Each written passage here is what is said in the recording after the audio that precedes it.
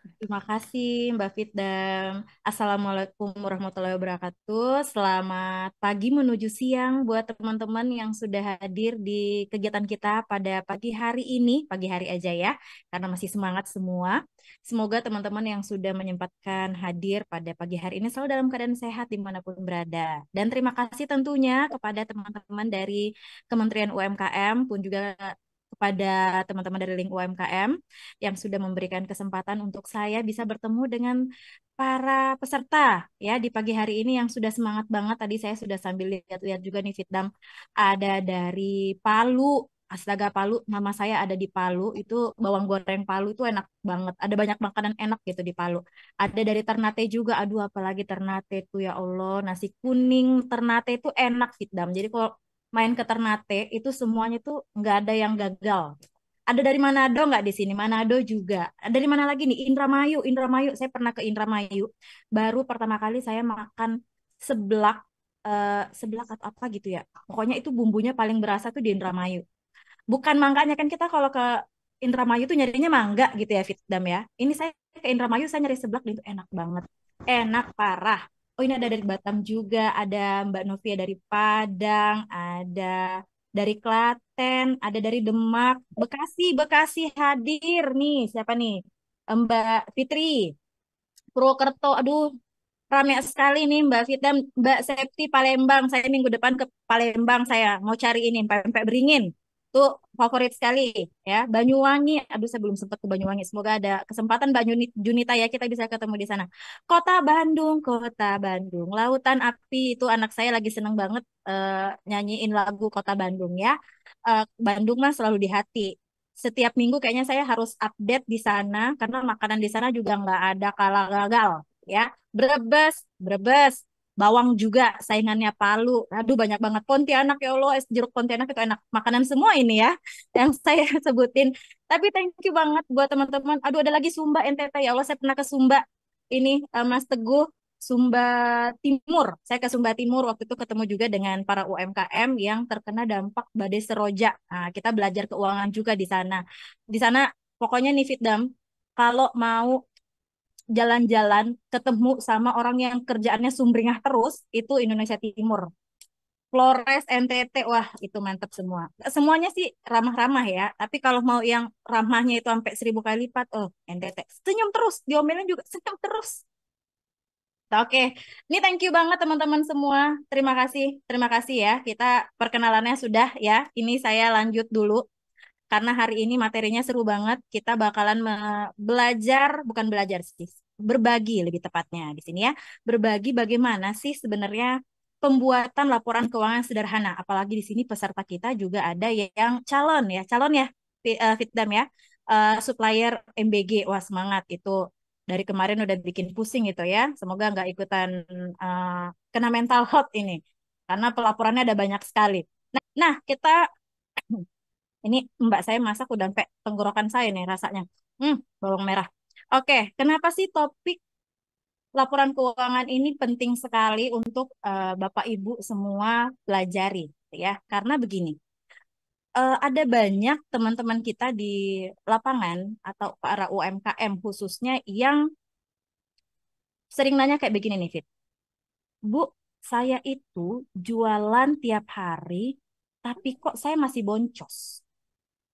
Tuh, saya saya tuh bisnis juga nih, Bu. Kenapa saya masih bisnis juga nih sama kayak Raffi Ahmad, tapi kok saya belum sekaya dia gitu, biasanya ya, nanyanya gitu.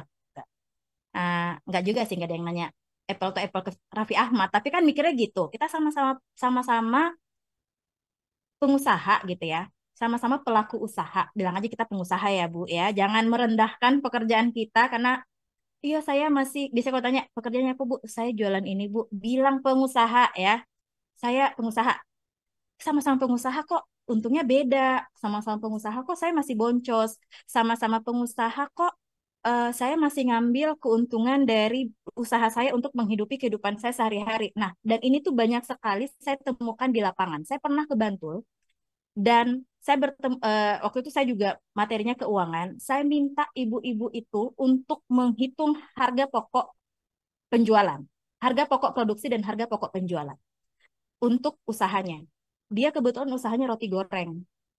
Roti goreng, kemudian setelah belajar dan hitung, dia baru menyadari bahwa setelah berjualan kurang lebih 20 tahun roti goreng di pasar, dia baru menyadari nih, oh ternyata karena kesalahan perhitungan hidup saya gini-gini aja. Capeknya iya, gempornya iya, tapi kok nggak kaya-kaya. Ternyata setelah dia menghitung HPP nih, Fitdam, yang harusnya dia harga pokok produksinya saja itu 2.700 per per satu roti goreng. Nah, dia jualnya 2.000 rupiah. Itu karena apa? Karena ketidaktahuan menghitung yang sebenarnya. Nanti kita akan bahas di belakang, gitu ya. Jadi ini ada banyak kasus-kasus di lapangan sebenarnya yang mungkin juga Bapak Ibu rasain juga nih. Kayak, oh iya benar saya juga kayak gini nih. Saya juga kayak gini nih. Kok masih boncos? Ruangan apa Kira-kira ini? boncosnya tuh di mana gitu. Nah, Press room. kemudian Kayak dulu. ya, oke, di mute ya teman-teman. Nah, terus laporan keuangan ini juga sangat penting buat teman-teman pelajari karena kalau kan ada supplier MBG nih. Nah, supplier MBG nih calon-calon itu yang akan diperiksa pertama kali adalah laporan keuangan. Laba rugi, neraca, arus kas. Salah satunya.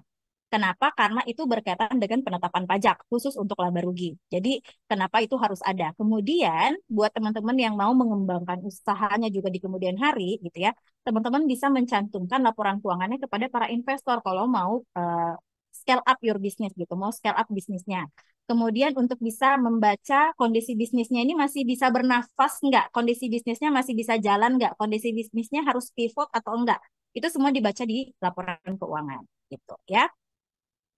Nah, tadi saya katakan bahwa laporan keuangan itu menjadi momok yang menakutkan.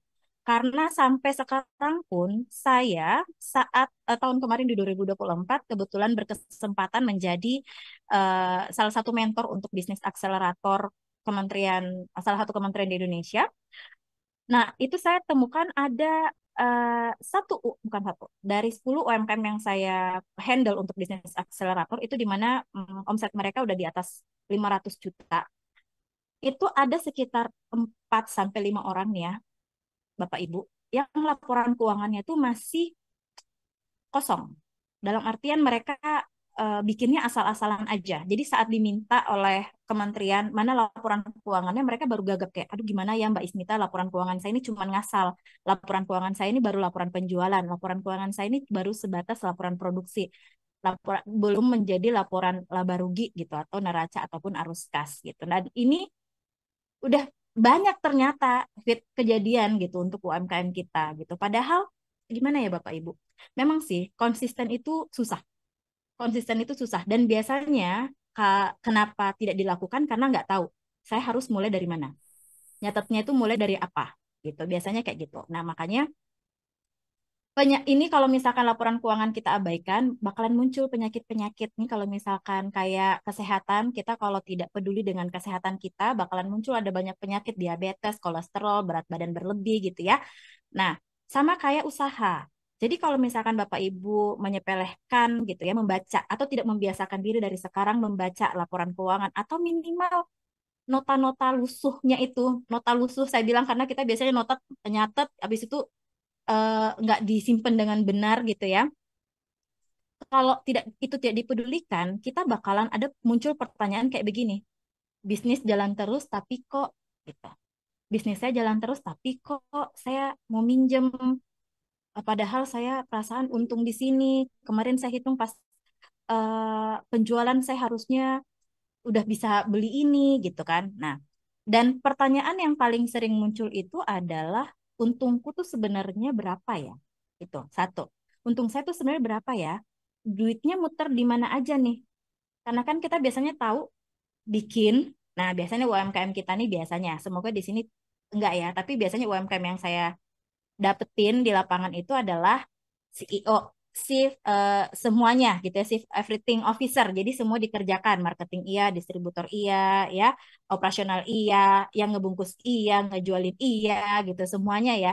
Jadi saat ditanya ini uangnya kemana, udah pusing gitu karena semuanya dilakuin kemudian sampai lupa gitu. Padahal dalam siklus bisnis semuanya setiap divisi itu harus ada yang bertanggung jawab di situ sehingga Bapak Ibu mudah mengontrolnya gitu ya. Nah, untuk rapor bisnisnya nih, kan laporan keuangan itu seperti rapor bisnis kita. Itu kita bisa tanya tuh, kira-kira usaha saya udah rame, tapi kok akhir bulan saya bingung uangnya pada kemana. Mau pinjem modal ke bank, ditanya laporan keuangan, garuk-garuk kepala. Aduh, laporan keuangan kayak gimana sih gitu ya. Pengen tahu, kemudian kalau ditanya, Ibu kira-kira produk mana yang paling laku dan menguntungkan? Laku dan menguntungkan itu beda ya, Bu. Laku itu tidak selamanya menguntungkan, tapi ada barang yang dia menguntungkan tapi tidak selaku itu. Gitu ada juga. Nah, makanya biasa kayak Mbak Ismita saya gimana ya bisa tahu ini adalah sebuah produk unggulan. Lihat laporan keuangannya, Bu. Kira-kira di mana produk yang dia sebenarnya tidak laku banyak tapi menguntungkan. Jadi harganya itu lebih besar daripada yang lain, tidak banyak yang beli, tapi itu untungnya lebih besar karena dia eh, harganya lebih mahal. Nah, itu bisa menjadi produk unggulan. Nah, kemudian yang laku juga bisa menjadi produk bundling kayak gitu. Itu semuanya dibaca di mana? Di laporan keuangannya, ya. Kemudian kira-kira bisnis saya sehat atau malah sakit nih? Apakah bisnis saya lagi demam, tipes atau sakit apa nih gitu. Nah, itu kita bisa lihatnya semua di laporan keuangan tadi. Oke. Ini teman-teman kalau mau ada sambil bertanya silahkan ya. Oke. Nah, oh sedih. Sorry, sorry. Nah, rahasia bisnis kita untuk bisa tumbuh itu ternyata ada di catatan.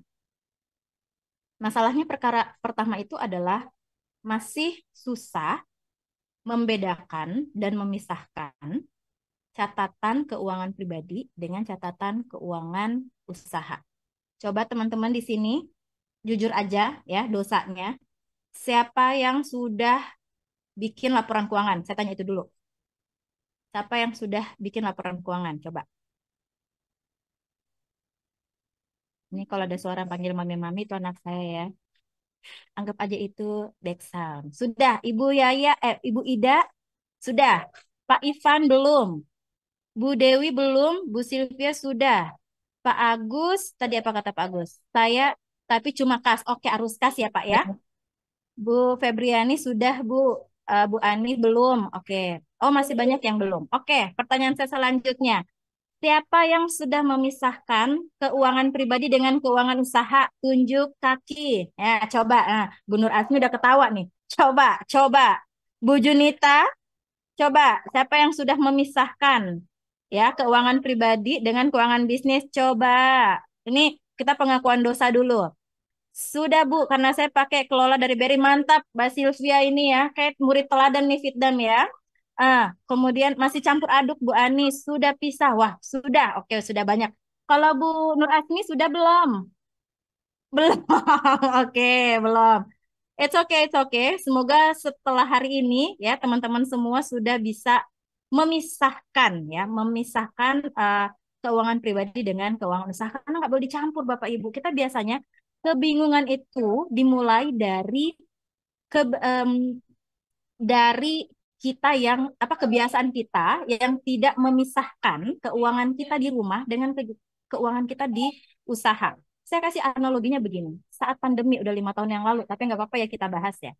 Saat pandemi ada banyak sekali. Mohon maaf, ini suara saya, suara anak saya kedengeran nggak, Fitan? Masih aman, masih menggelegar suara Mbak Ismita di sini. Oh, masih lebih geger suara saya ya. Oh, Jadi mohon betul, maaf ini. Ibu Bapak betul ya.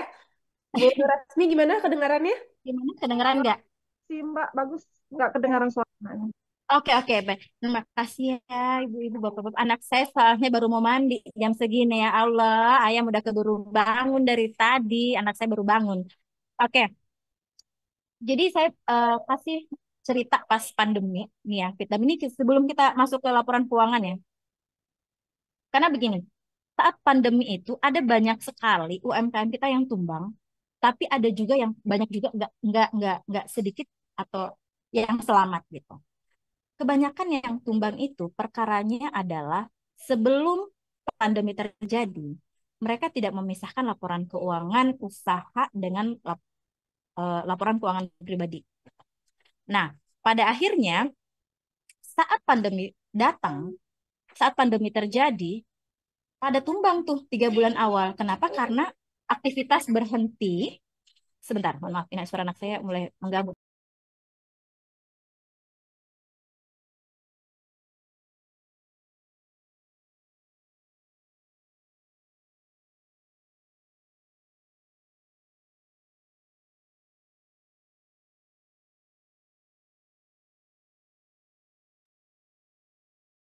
Sambil menunggu Bapak Ibu, kalau misalkan di pertengahan penjelasan ada yang ingin ditanyakan kepada Mbak Ismita, boleh langsung di kolom chat.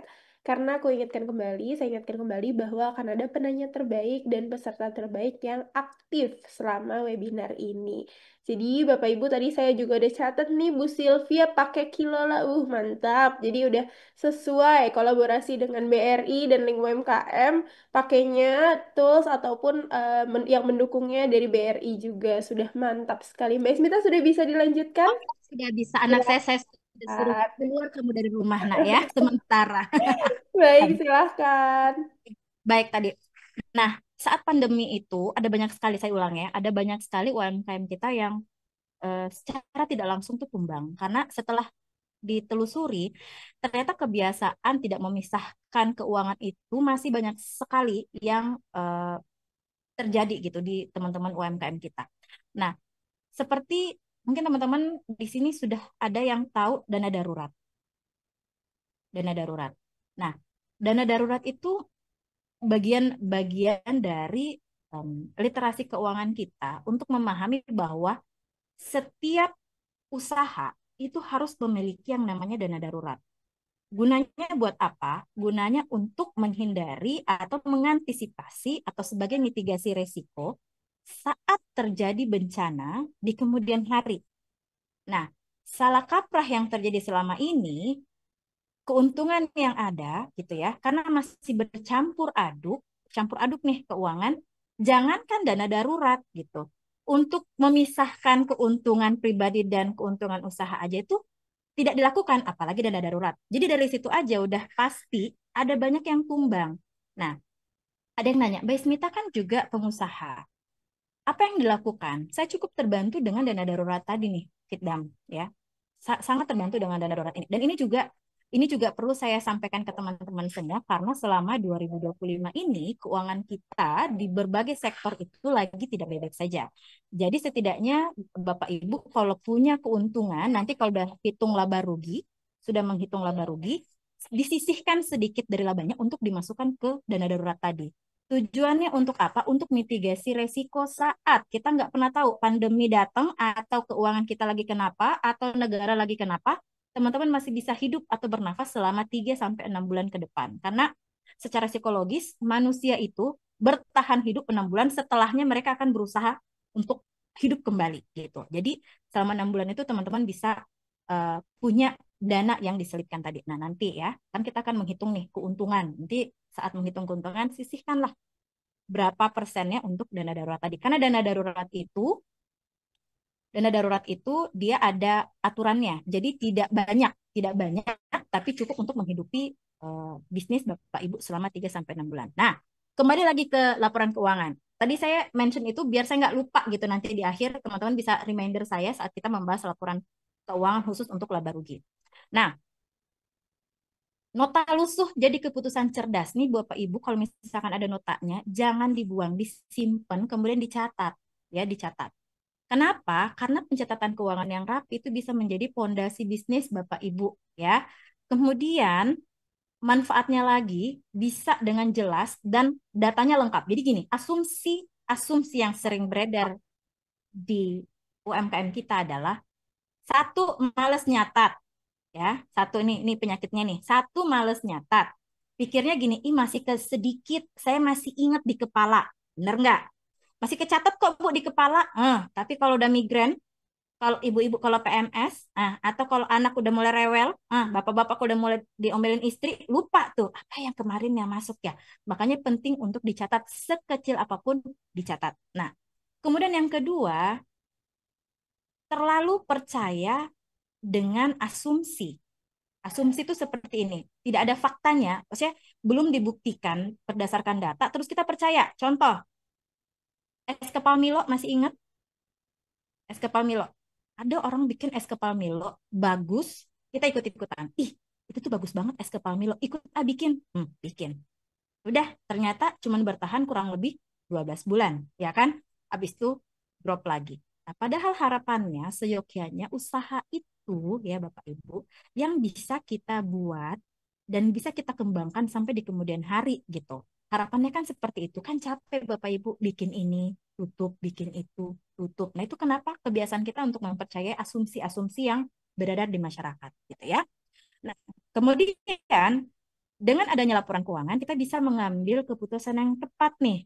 Mau nambah barang, buka cabang, mau nambah karyawan, mau ngegaji berapa, gitu kan? Itu dari laporan keuangan. Kemudian bisa digunakan untuk tambahan modal. Nah, ini ada perhitungannya sebenarnya. Kalau misalnya kita ketemu offline, saya bisa hitungkan berapa sebenarnya perkiraan modal yang Bapak Ibu butuhkan di bank. Nah, tapi karena kita bareng sama bank ini nggak jadi ya. Orang banknya udah bisa ngitungin sebenarnya gitu ya. Kemudian bisnis lebih terkontrol dan profesional pastinya. Nah, pertanyaannya laporan keuangan itu apa sih? Ya, pasti teman-teman udah laporan keuangan, laporan keuangan, laporan keuangan gitu. Ada nggak yang bisa coba di kepalanya kira-kira laporan keuangan itu apa? Di kepalanya deh, jujur-jujuran aja. Kalau ditanya laporan keuangan itu jangan cari teorinya dulu, nggak usah Bu. Yang dipahami dulu laporan keuangan itu apa? Laporan buat bank yakin kita oke, oke. Alur kas oke. Akuntansi oke. Apalagi pembukuan oke. Kalau pakai merchant oke. Laporan keuangan buku besar. Semua transaksi laba rugi neraca oke. Nyatat keluar masuk uang usaha kita oke. Pencatatan uang masuk dan keluar dari sebuah usaha oke. Pembukuan oke. Pencatatan keuangan usaha neraca oke. Nih, kata Pak Ervando, laporan keuangan adalah dokumen yang mencatat dan merangkum kondisi keuangan suatu usaha. Tujuan utamanya menunjukkan bagaimana uang masuk, digunakan, dan disimpan oleh bisnis. Oke, oke, oke. Betul ya, betul, betul, betul. Nah, laporan keuangan itu adalah catatan sebenarnya. Ringkasnya gitu. Laporan keuangan itu catatan atau rapor kesehatan bisnis kita. Jadi kalau misalkan anak kita nih terima raport, kan kita periksa nih, mata pelajaran apa sih yang anak kita kurang, ya kan? Laporan keuangan itu kayak begitu. Catatan rapor, catatan atas raport kesehatan bisnis kita. Kita cek bagian mana nih yang lagi kurang. Bagian aset nggak? Aset itu susunannya apa saja? Oh, hutang, modal, ekuitas. Oh, oke, oke, oke. Nah, jadi kita bisa ngecek dan bisa tahu apa yang perlu kita benahi. Nah, apa yang terjadi? Nah, ini juga penyakit nih. Karena kita tidak memiliki patokan khusus untuk pembuatan laporan keuangan, jadi biasanya tahun ini metode laporannya A, besoknya catatnya gini aja ya, B, atau malah nggak punya catatan. Sebenarnya kalau apa yang dampak dari kalau laporan keuangan berubah-ubah, itu bisa membuat kita bingung. Kenapa? Karena contoh gini, cara perhitungan HPP. Ah, mungkin teman-teman, Bapak Ibu ada yang tahu nggak? Saya nggak tahu ya, tapi UMKM yang saya tanya, HPP itu yang mereka tahu adalah harga pokok penjualan. Benar gak? Harga pokok penjualan. Padahal HPP itu bukan cuman penjualan. Jadi yang dihitung adalah harga pokok produksi dulu, harga pokok produksi dulu, itu HPP juga. Baru lanjut ke harga pokok penjualan. Di lapangan, fakta di lapangan, karena UMKM kita tidak familiar dengan harga pokok produksi, sehingga saat perhitungan harga yang dihitung langsung adalah harga pokok penjualan. Nah, saya jelasin. Yang dihitung harga pokok penjualan padahal yang mereka hitung itu adalah harga pokok produksi, bukan harga pokok penjualan yang sebenarnya. Sehingga ya, sehingga keuntungan yang didapatkan tidak maksimal. Kenapa? Karena perhitungan HPP-nya saja sudah salah. Nah, contoh penyusun pokok produksi dan penjualan itu apa? Penyusunnya itu adalah biaya variabel sama biaya tetap. Kebanyakan dari kita biaya Ya, variabel sama biaya tetap aja tuh nggak paham, ya kan? Karena mikir, aduh itu akuntansi ya, itu apa ya? Bu, biaya tetap itu adalah biaya Udah yang, perjalanannya udah pecah. oke, biaya tetap itu adalah biaya yang kita keluarkan di mana angkanya tidak berubah dalam satu satuan waktu tertentu. Contohnya biaya gaji, sewa sewa bangunan, kemudian biaya apa lagi? Sewa mesin, pokoknya semua sewa biaya-biaya yang kita keluarkan yang tidak berubah itu namanya biaya tetap. Biaya variabel apa? Biaya yang kita gunakan untuk memproduksi sesuatu yang angkanya berubah-ubah. Itu, masukin dulu. Apakah biaya gaji bisa berubah menjadi biaya variabel? Bisa, bisa. Kapan? Saat ada momen penting seperti saat Lebaran, Ramadan. Kan kita tambahin tuh karyawan biasanya. Dari yang tadinya dua, karena banyak permintaan, kita nambah karyawan jadi tiga. Nah, biaya biaya dari karyawan tadi, gaji karyawan tadi itu masuk ke biaya variabel. Kenapa? Karena berubah gitu. Jadi itu dulu pengertiannya dulu. Oke, kalau saya mau membuat harga pokok produksi, yang di mana harga pokok produksi itu adalah kumpulan dari biaya bahan baku ditambah biaya variabel plus biaya tetap gitu ya. Berarti biaya bahan baku kan udah pasti tahu. Contoh nih Bapak Ibu memasak gitu kan untuk MBG masak. Nah, biaya bahan bakunya kan pasti beras, sayur, ikan, minyak itu biaya bahan baku. Bahan baku. Berapa yang digunakan? Contoh gini, beras yang dipakai ibu beli 10 kilo. Tapi yang dipakai untuk MBG cuma 5 kilo. Yang dicatat yang mana? Yang 5 kilo, bukan 10 kilo. Ya, yang dicatat untuk biaya harga pokok produksi yang digunakan, yang habis, ya, yang habis. Jadi kalau ada sisanya itu tidak dihitung. Nah, itu bahan bahan baku. Biaya variabel, masukkanlah tuh biaya apa yang biasanya masuk? Penggorengan, ya, penggorengan. Kenapa dia masuk di biaya variabel, Mbak? Karena penggorengan itu kita nggak pernah tahu rusaknya kapan. Bisa aja kita baru pakai seminggu, tapi gara-gara memasak buat 3.000 anak, itu rusak saat itu. Makanya dimasukin biaya variabel. Nah, biaya tetapnya apa? Biaya sewa bangunan tadi. Gaji Bapak Ibu sendiri harus dimasukin. Biasanya kita lupa, nanti saya kasih analoginya. Dampak dari sering lupa ngegaji diri sendiri itu apa? Gitu ya, ada perhitungannya. Gitu. Jadi, harga pokok produksi, nih ya, saya sebutin aja. Harga pokok produksi itu rumusnya biaya bahan baku di total ya, biaya bahan baku yang digunakan selama produksi dijumlahkan biaya variabel, dijumlahkan biaya tetap.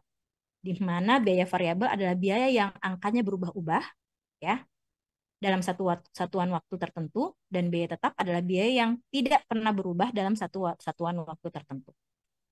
Nah, kenapa kita tidak boleh salah dalam perhitungan HPP? Karena akan mempengaruhi laba akhir yang akan Bapak Ibu hitung. Dampaknya itu di laba Bapak Ibu. Lanjut. Nih, profit adalah akibat. Ini kalau bilang profit nih mata hijau. Profit itu adalah akibat. Akibat dari apa? Akibat dari penjualan dikurangin biaya. Ini rumus nih Bapak Ibu. Ini rumus nih. Ya. Profit itu adalah akibat dari penjualan dikurangin biaya. Kalau mau profit naik, penjualan dinaikkan, biaya diturunkan. Profit kita naik. Pertanyaan gini, Bu susah dong Bu kalau biaya harus ditekan. Saya kan biasa beli di sini.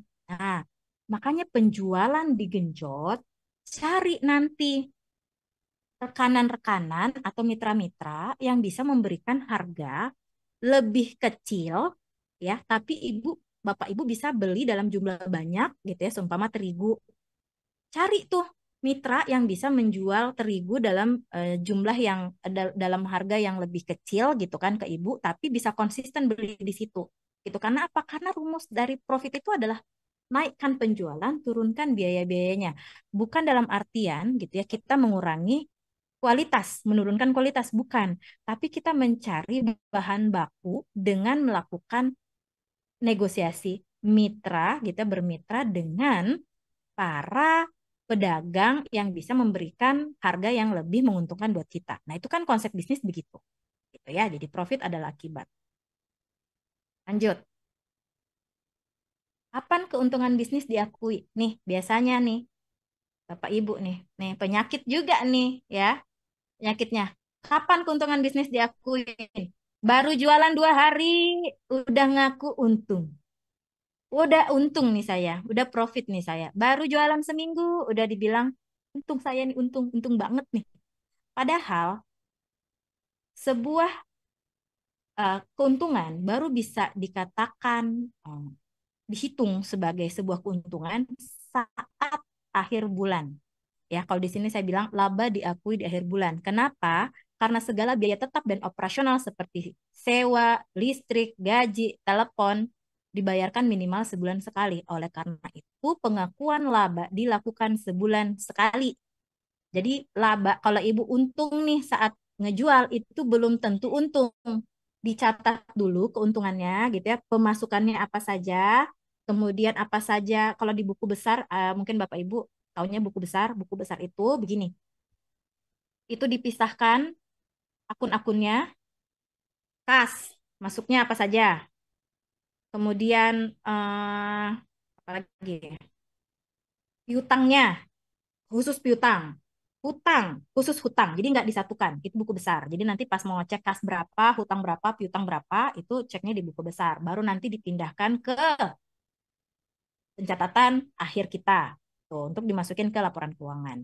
Gitu. Jadi mulai sekarang jangan apa-apa dikit-dikit langsung tahu bahwa itu untung. Belum tentu ya Bapak Ibu. Tunggu dulu selama sebulan, lihat catatannya, baru kita bisa kurangin dengan biaya-biaya tetap yang dan biaya variabel yang digunakan selama 1 bulan, baru kita bisa tahu itu untung atau rugi.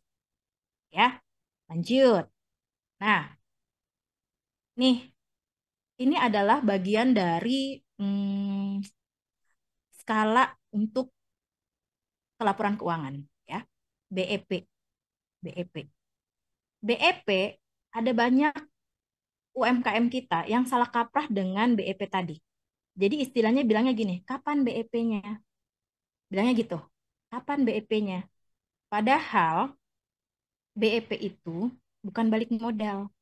BEP itu titik impas. Jadi kalau Bapak Ibu bilang, kapan BEP-nya atau break even point-nya kapan ya? Eh, kapan bisa BEP? Itu bukan BEP. Yang ditanya itu adalah payback period. Jadi dibenerin dulu istilahnya. Jadi kalau mau nanya kapan nih saya balik modal? Balik modal itu bukan BEP ya Bapak Ibu. Balik modal itu adalah payback period namanya. Ya.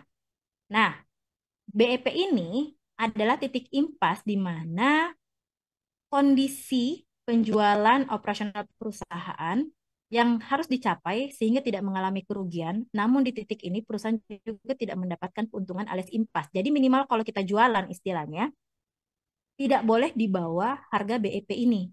Kenapa? Karena akan mengganggu operasional. Kapan harganya di bawah BEP, ya, operasional kita akan terganggu. Seperti yang tadi saya katakan, penentuan HPP harus benar. Karena kalau HPP-nya tidak benar, maka BEP-nya akan salah. Itu berkesinambungan. BEP-nya salah, penentuan laba kita akan salah di akhir di laporan keuangan. Seperti itu analoginya. Nah, ini saya kasih analogi. Dibaca ya Bapak Ibu, panjang, tapi ini saya ambil di buku. Analogi di buku, apa ilustrasi di buku. Ini kalau Bapak Ibu mau cari bukunya bagus banget buat dibaca, memudahkan sekali. Bukunya namanya Blueprint Keuangan untuk Business Owner. Menganalogikan BEP kayak begini. Jika seorang penjual handphone membeli dari supplier dengan harga kulakan adalah 2 juta rupiah per handphone, kemudian dia jual lagi dengan harga 2,1 juta dengan mengambil keuntungan 100.000 per handphone. Ya, jadi harganya 2 juta. Kulakan dijual 2 juta 100. Untungnya 100.000 dong. Biaya operasional yang dia keluarkan dalam 1 bulan adalah 2 juta. Ingat, biaya operasionalnya per bulan, operasional itu berarti gabungan dari biaya tetap dan biaya variabel ya. Itu 2 juta per bulan untuk biaya sewa tempat, gaji karyawan, listrik, dan lain-lain.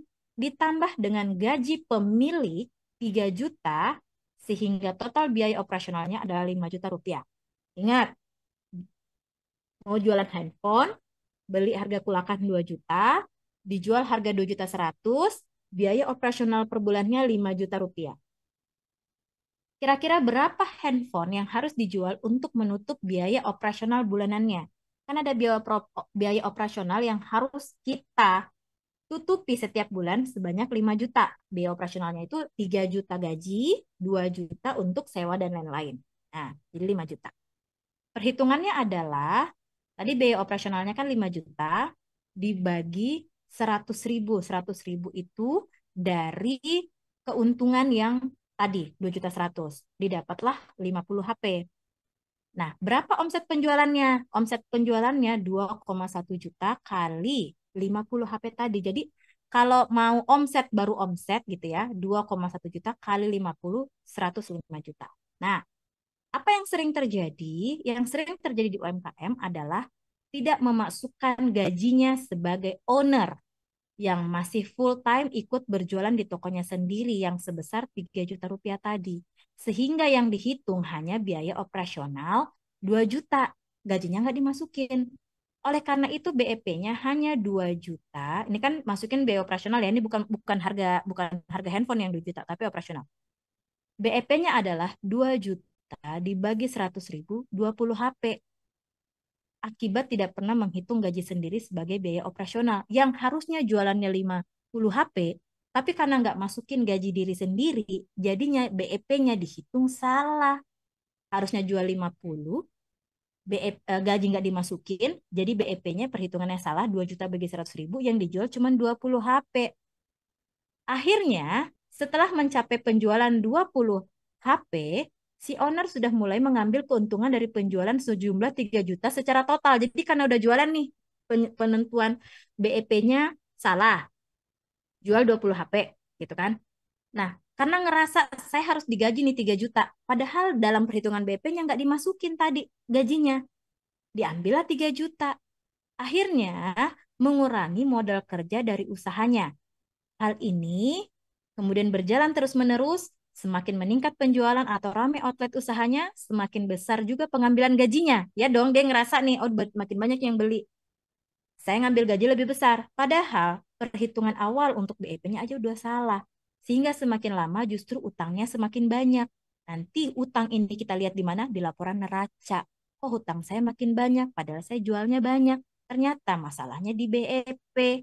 Gitu. Jadi Bapak Ibu kalau hitung BEP, hitung semua biaya operasional dari biaya variabel, biaya tetap ditotalin, baru dibagi dengan keuntungan yang harus didapetin, segitu yang harus dijual. Ya, jangan dikeluarin tuh gaji sendiri. Biasanya kita nggak usah deh, saya nggak usah digaji, tapi setelah untung ngambil gaji diri sendiri, itu yang salah. Oke, nah, nih ilustrasinya lagi.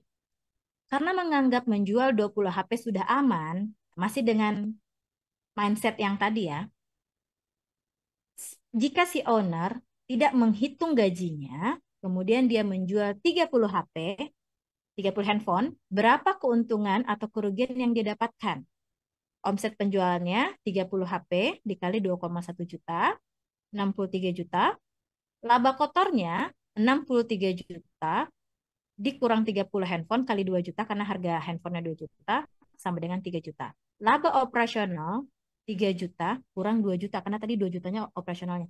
Untungnya cuma 1 juta yang bisa diambil untuk gaji diri sendiri. Artinya keuntungannya tadi itu yang bisa diambil cuma 1 juta, bukan 3 juta. Yang diambil 3 juta. Nah, maka di bulan berikutnya modalnya berkurang dong, alias dia tidak bisa kulakan dan menjual sejumlah 30 HP lagi. Kenapa? Karena yang harusnya dia cuma ambil 1 juta, dia ngambil 3 juta karena mikir, oh saya harus digaji 3 juta. Udah kesalahan dari awal gitu ya. Nah, bagaimana jika dia menginginkan keuntungan bersih sebesar 10 juta? Jika masih dengan mindset yang sama, maka target penjualan ini masih mindset yang sama, nggak masukin gaji nih. Target penjualan 2 juta harga handphone ditambah 10 juta. Keuntungan dibagi 100.000 sama dengan 120 HP. Target omset kalau jual 120 HP adalah 252 juta karena dikali 2,1 juta. Aktual keuntungan bersih setelah dikurangi gajinya itu sebenarnya cuma 10 juta kurang 3 juta, 7 juta. Nah, padahal sebenarnya kalau dia mau ambil untung bersih ya harusnya biaya operasional yang dihitung itu 5 juta. Tadi kalau ini kan target penjualan di awal 2 juta tambah 10 juta. Sebenarnya masukin 5 juta tambah 10 juta yang harus dijual 150 HP. Begitu. Tapi karena salah hitung, jadinya berantakan deh di sini. Di tiga jagoan keuangan, laba rugi, neraca, arus kas. Jadi sebenarnya laporan keuangan ini tuh hanya akhir. Jadi dia tuh di akhir. Nah, sampai akhirnya tuh harus bagus. Sebelum sampai proses sebelum sampai di akhir ini tuh harus dibenerin. HPP, BEP, penentuan biaya tetap apa, penentuan biaya variabel apa itu harus paham dulu semuanya. Makanya pembahasan laporan keuangan ini tuh benar-benar harus sekonkret itu, Mbak Fitdam, gitu. Nah, ini baru kita masuk nih, jagoan pertama laporan keuangan. Tapi sampai di sini teman-teman, nggak, atau saya harus ulang presentasinya? Perlu saya ulang atau kita lanjut aja? Silahkan Bapak Ibu jika ada pertanyaan langsung boleh ditanya atau mungkin lanjut dulu kali ya Mbak Ismita. Lanjut dulu ya. Ya. Oke. Bu, boleh bertanya? Oke, boleh. Ibu Bagaimana? Ismi, saya mau tanya, kan saya kan usahanya di rumah, jadi nggak ada harga sewa. Hmm, Jadi kan harga HPP, harga produksi saya kan kecil ya, Bu. ya. Nah, terus tiba-tiba sering ada tuh minyak naik, terus Hmm, dolar naik, jadi butter ikut naik kan, karena barang impor. Untuk mengantisipasinya itu, apakah saya bisa naikkan di harga jual ya, Bu? Berapa persen sih, Bu? Biasa untuk mengantisipasi, Bu. Saya oke. bikin harga jualnya, Bu, dinaikkan, Bu. Gimana, Bu? Minta sarannya, Sebentar. Bu. Oke. Ya, ini Bu siapa tadi, Bu? Bu Saya Bu Riris. Ricis. Chris. Oke.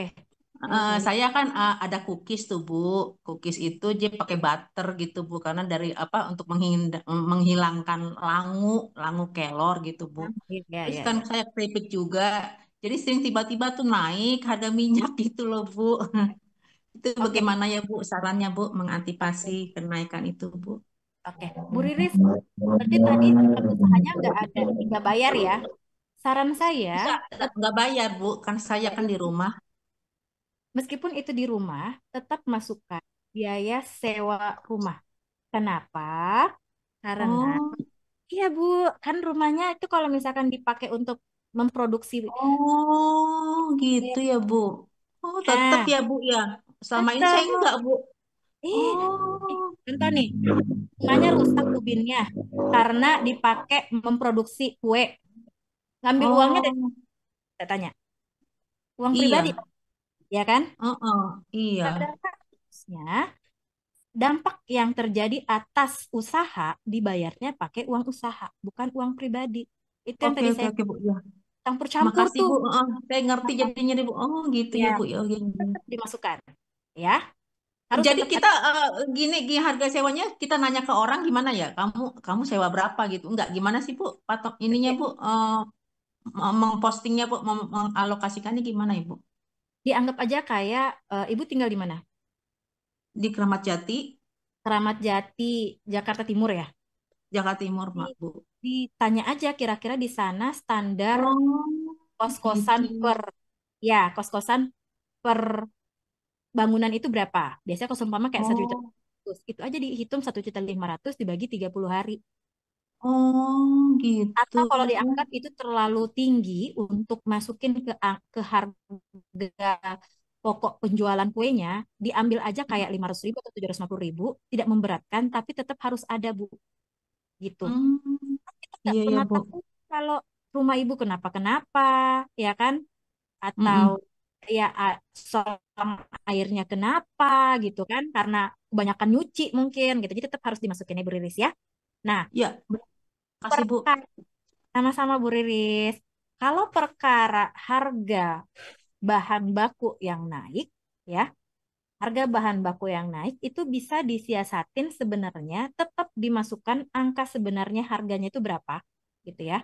Nah, kalau saya biasa mintanya itu agak, kalau kuenya segede gini agak dikecilin dikit gitu. Karena kemudian diedukasi ke konsumennya bahwa ada pilihannya gitu.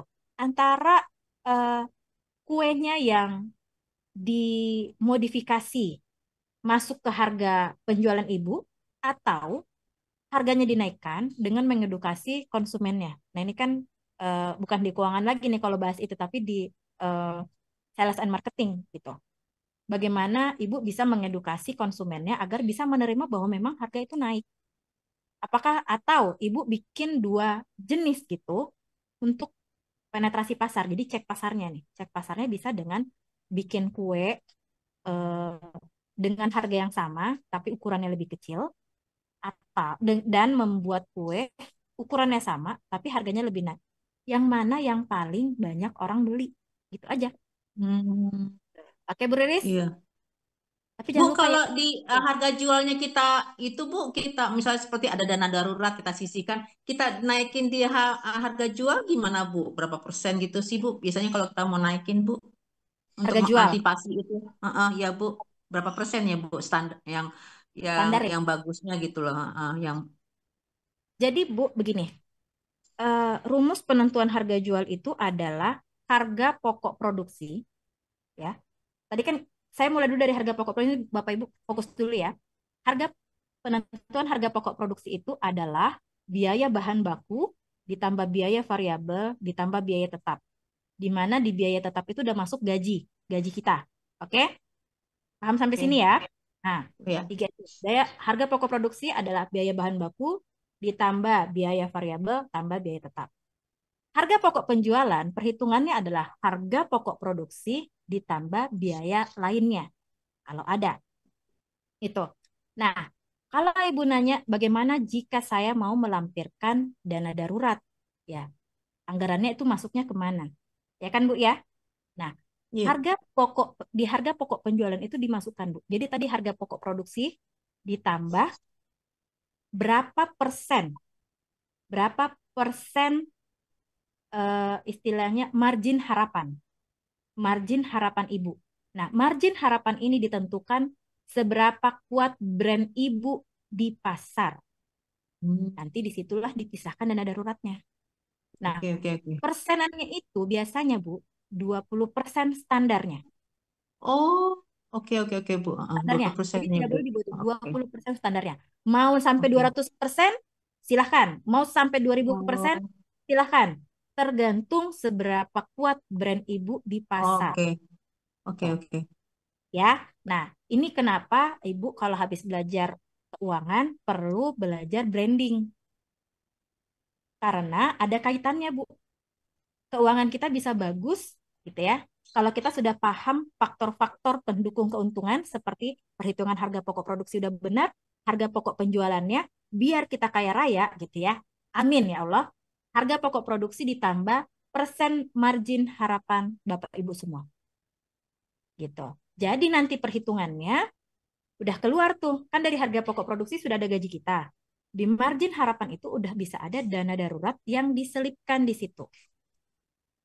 Gitu ya. Nah, ini perhitungan sih sebenarnya dan lebih dalam. Nanti kita bahas lebih lanjut mungkin bisa ya fitnya ada sesi khusus gitu. Insya Allah kalau ada kita hitung itu langsung. Jadi memang tugas saya untuk ngajarin perhitungannya gitu ya. Iya, Bu, supaya kita juga bisa bersaing kan, Bu, Ya, ya, dengan kompetitor ya, Bu, ya. Kalau kita betul. kemahalan kan juga, jadi kita nggak bisa bersaing, Bu. Iya, Ya benar, nah itu Bu. kan tujuannya kenapa 20% tuh Bu Riris.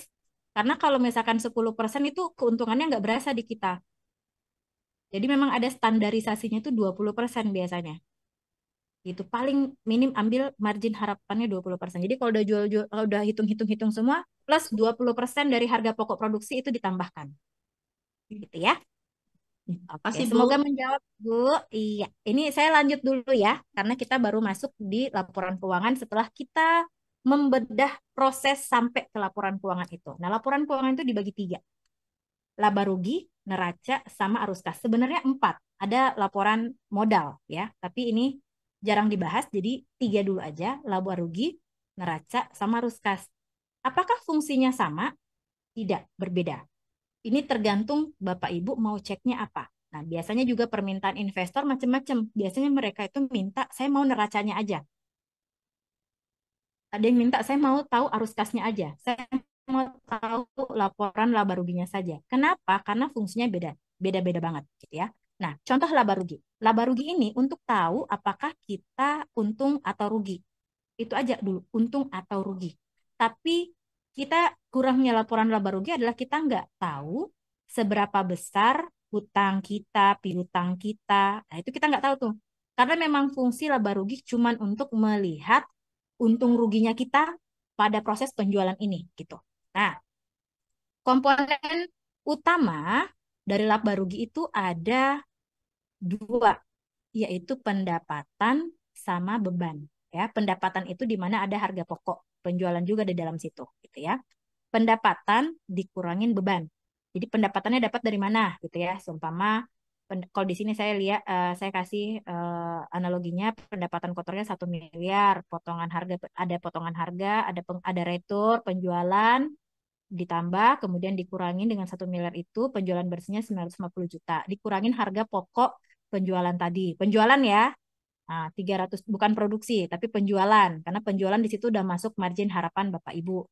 Laba kotornya berapa? Dikurangin lah, gitu. Baru baru laba kotor. Dikurangin biaya segala jenis biaya hidup lah ya, biaya-biaya itu. Ada biaya operasional, biaya operasional terdiri dari beban penjualan, beban administratif gitu dikurangin. Udah tuh dapat nanti laba bersihnya berapa. Gitu, ya, dikurangin bunga dan lain sebagainya. Tapi intinya poin utama dari laba rugi itu adalah dua, pendapatan dikurangin seluruh jumlah biaya atau beban-beban.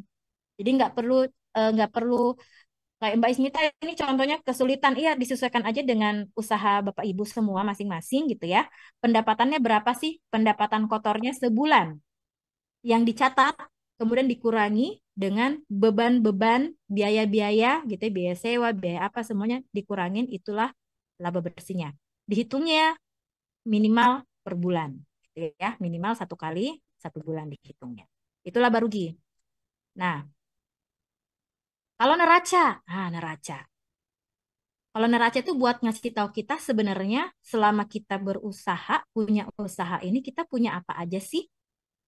Kita berapa sih hutangnya, berapa sih harta saya, berapa sih piutang saya gitu. Nah, hutang, neraca itu adalah total keseluruhan kewajiban ditambah ekuitas ya. Jadi aset atau harta Bapak Ibu itu total dari seluruh harta, dari modal hutang piutang itu harta gitu ya. Nah, menghitungnya bagaimana?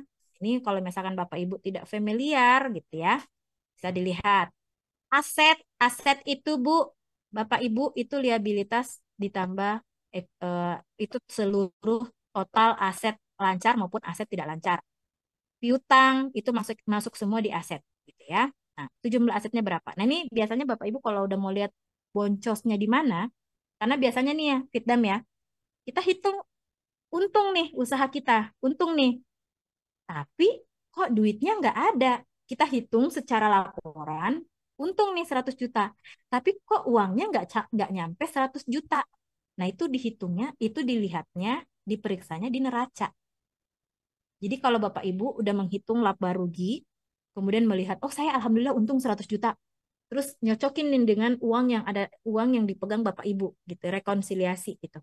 Dihitung, tapi kok saya cuma 80 juta ya? Padahal di catatan saya 100 juta.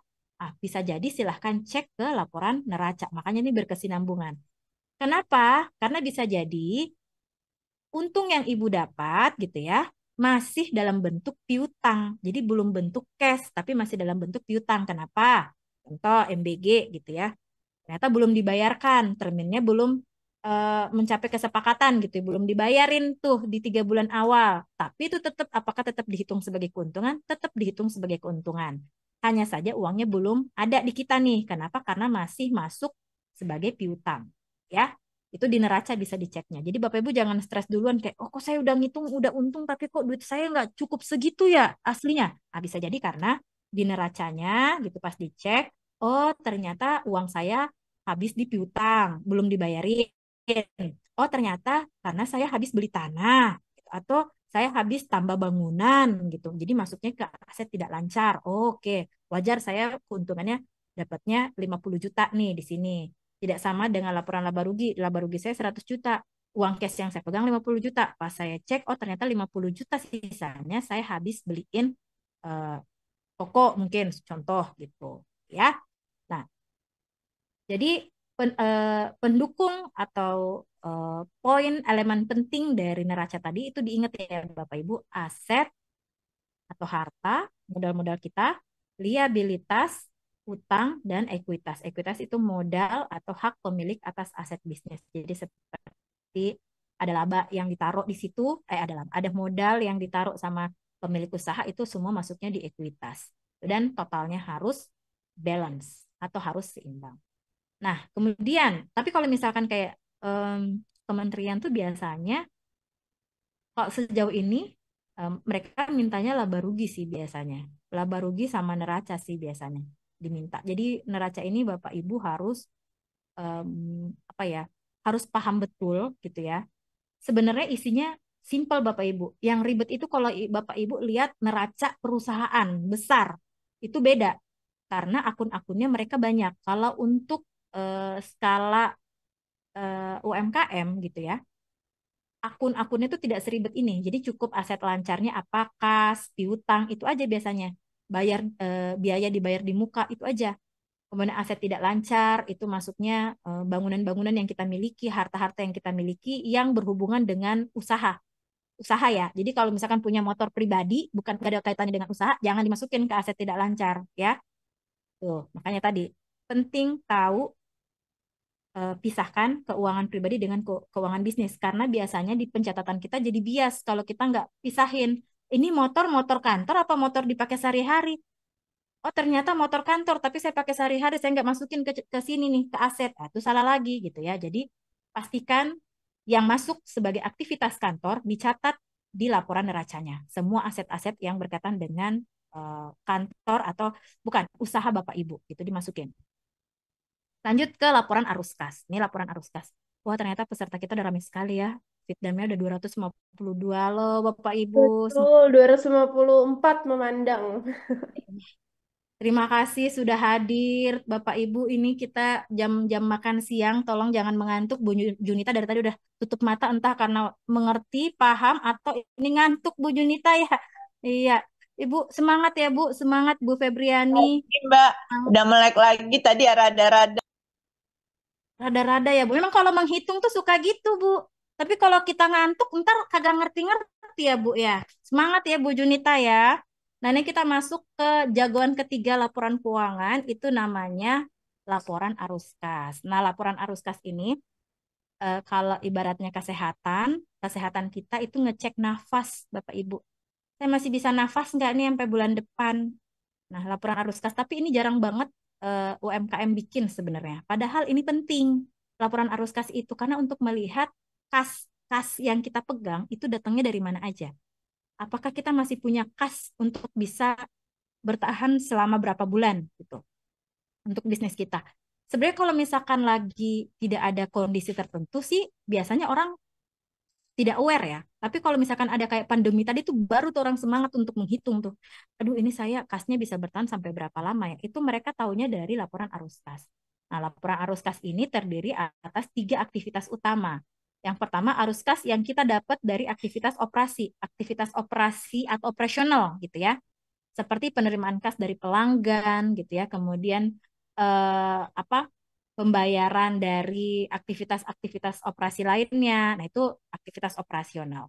Kemudian arus kas dari aktivitas investasi. Kalau seumpama ada yang suntikin modal ke kita, itu masuknya arus kas dari aktivitas investasi. Kayak kita dapat bantuan modal dari bank, itu masuknya di arus kas dari aktivitas, bukan bank, ini dari angel investor, itu masuknya di arus kas dari aktivitas investasi atau kita menginvestasikan uang perusahaan, nah gitu ya, seumpama kayak Bapak Ibu, aduh, saya udah ada keuntungan dari perusahaan saya 1 M nih, amin ya, kan nggak dia-papain tuh keuntungannya karena kan Bapak Ibu tetap menjalankan usahanya menggunakan uang operasional, gitu kan, 1 miliar keuntungan itu mungkin mau ditaruh gitu di obligasi atau main saham, itu maksudnya nanti pendapatan dari uang yang disimpan di investasi tersebut masuk di pencatatan arus kas dari aktivitas investasi.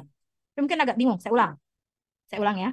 Jadi kalau misalkan Bapak Ibu bikin laporan arus kas, itu ada 3 poin penting yang harus dicatat, yaitu arus kas dari aktivitas operasional, kemudian arus kas dari aktivitas investasi, dan arus kas dari aktivitas pendanaan. Perbedaannya apa nih, Mbak Inces? Perbedaannya, kalau arus kas dari aktivitas operasional murni dari aktivitas penerimaan kas dari pelanggan. Jadi dari penjualan kita, itu masuknya arus kas dari aktivitas operasional. Kalau seumpama Bapak Ibu keuntungannya udah pinter nih disimpan, keuntungan dari usahanya nggak dipakai ya, nggak dipakai, mau disimpan aja, atau udah dipakai untuk scale up bisnis masih ada sisanya, daripada kepake buat dana pribadi lagi karena gatal gitu, "Aduh, kayaknya banyak banget nih keuntungan saya di bisnis, saya mau pakai aja beli jajan gitu kan."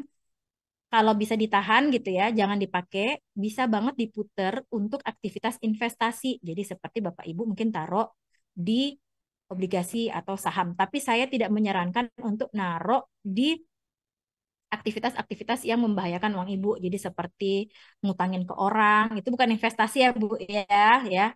Ini mungkin bisa pakai di instrumen keuangan lainnya seperti tadi taruh ditabung di bank aja kan ada bunganya tuh dari bank, atau mungkin ditaruh di deposito itu kan ada bunganya lagi. Nah, bunganya itu masuk perhitungan di arus kas dari aktivitas investasi. Nah, kalau arus kas dari aktivitas pendanaan itu bisa dari seumpama kita sebagai pemilik usaha mau nambah nih modal usaha kita, itu masuk arus kas dari aktivitas pendanaan, atau kita dapat bantuan atau suntikan dana dari bank, itu masuknya dari arus kas aktivitas pendanaan gitu. Jadi jangan dipisahin. Jadi Bapak Ibu pas baca arus kasnya itu sudah tahu, oke, arus kas saya dari penjualan sekian, arus kas saya dari aktivitas investasi karena karena keuntungan saya puterin di deposito, ternyata menguntungkan sekian, saya dapat sekian. Oh, ternyata dari keuntungan dari saya dapat suntikan dana dari Bank BRI itu sekian. Jadi tidak tercampur aduk gitu ya. Sampai di sini.